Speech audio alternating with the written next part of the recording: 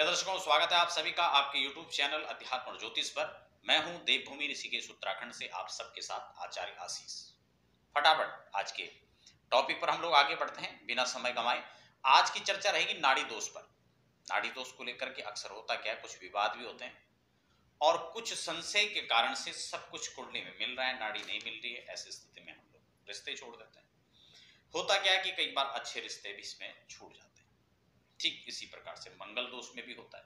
मांगलिक की स्थिति, मांगलिक का भय इतना बना दिया गया, हवा इतना बना दिया जाता है कि मांगलिक के नाम पर रिश्ते खत्म हो जाते हैं। खैर, आज मैं शॉर्ट में आपके साथ चर्चा करूंगा, पूरी विधान से करूंगा।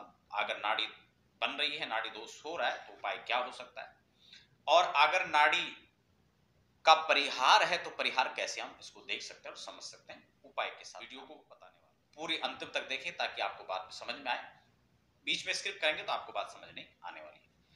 तो हम सबसे पहले तो बात, नाड़ी शब्द जो है, नाड़ी का मतलब क्या होता है। नाड़ी आप लोगों ने दो जगह सुना होगा, या तो जब कुंडली मिलान होता है तभी नाड़ी की बात आती है, या फिर जब डॉक्टर वैद्य पुराने समय में किसी रोग उपचार की बात करते थे तो नाड़ी देखकर बताते थे।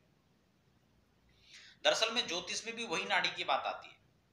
ये नाड़ी तीन प्रकार की होती है, आद्य नाड़ी, मध्य नाड़ी और अंत नाड़ी।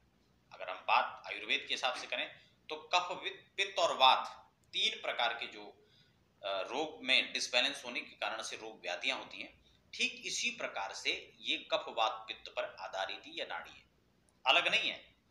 यदि इसका एक वैज्ञानिक भी एक आधार है, यदि एक नाड़ी वाले को, एक ही नाड़ी मानो पित्त नाड़ी है, अब हम पित्त और पित्त को एक साथ रखेंगे तो पित्त में वृद्धि हो जाएगी, अतिवृद्धि हो जाएगी, तो उसका फिर साइड इफेक्ट देखने को मिलेगा।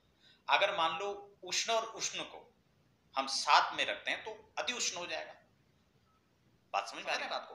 तो इस प्रकार से जो है, यदि हम आदि नाड़ी के साथ में आदि नाड़ी वाली कन्या का विवाह कर देते हैं तो उसका सूत्र आता है कि आदि नाड़ी वरम हंते, ये वर के लिए ठीक नहीं माना गया।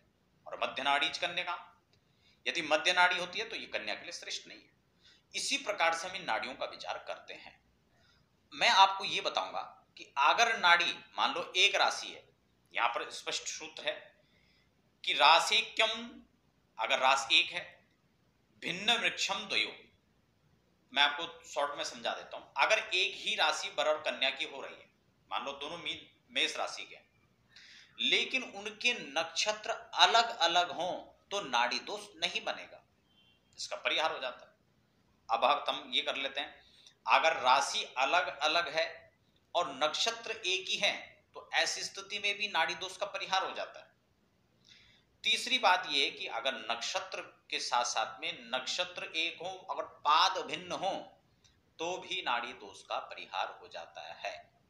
पहले तो यहां तक ही आते आते कई परसेंट हमें इसमें सुधार हो जाता है। मान लो 100 कुंडलियां मिलाई थी, 100 में से 80 में जो है नाड़ी दोष निकल गया तो 10%, तो इसके इस सूत्र को लागू करने से इसमें इंक्रीज हो जाएगा, 90% की बात आ जाती है। अब बाकी बात आगे की करते हैं कि अगर तब भी नाड़ी दोष अगर इसमें लग रहा है, नाड़ी दोष की स्थितियां हैं, अन्य और चीजें इसमें देखी जा रही हैं, तो नाड़ी दोष का परिहार भी है। कई बार होता है कि बहुत सारी चीजें सब ठीक मिल रही हैं, लेकिन फिर भी कहीं पर कुछ, सब कुछ मिलने के बाद एक नाड़ी दोष पर ही बात खत्म हो जाती है, तो उसके लिए नाड़ी दोष का उपाय भी है। उसमें नाड़ी बना करके उसकी पूजन इत्यादि करके उसको दान भी किया जाता है। ऐसी बहुत सारी चीजें हैं जो हम सबसे पहले तो उसका निदान हम जो है शास्त्रोक्त तरीके से इसी चीज में इसको सर्च कर सकते हैं। हमने यहां पर देखा ये ठीक है, लेकिन इसमें राशि अनेकता है, राशि की भिन्नता नहीं है तो नक्षत्र की भिन्नता है, नक्षत्र की भिन्नता नहीं है तो इसमें चरण पाद का भेद है। इस प्रकार से हम इस पर संपूर्ण विचार कर सकते हैं और नाड़ी दोष को हम जो है देख सकते हैं कि इसमें बन रहा है या नहीं बन रहा है।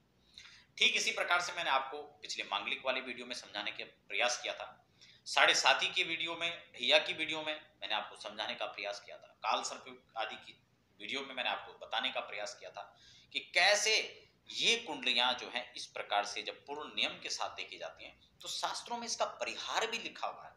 इसलिए अब नाड़ी दोष से घबराने की आवश्यकता नहीं है। प्रिय दर्शकों, कैसे लगी वीडियो आज की, मुझे कमेंट बॉक्स में जरूर आप लिख करके बताएं। और आप भी यदि किसी ऐसी ही समस्या में ग्रसित थे, आपको भी लग रहा था कि नहीं हमारा जो है नाड़ी दोष के कारण से रिश्ता कैंसिल हो रहा है, तो आप एक बार पुनर्विचार कर सकते हैं और इन नंबरों पर संपर्क करके आप जो है अपनी कुंडली का मिलान मैचिंग भी कर सकते हैं। दर्शकों, बने रहें वीडियो का आगे शेयर करना बिल्कुल ना भूलें। लाइक करने को आपको नहीं कहता हूँ, चैनल को सब्सक्राइब करने की भी बात नहीं है, केवल मैं कहता हूँ आप वीडियो को शेयर करें ताकि लोगों तक जेन्युइन जानकारी पहुंच पाए। आप सभी दर्शक बने रहें, देखते रहें अध्यात्म ज्योतिष। आप सभी का धन्यवाद।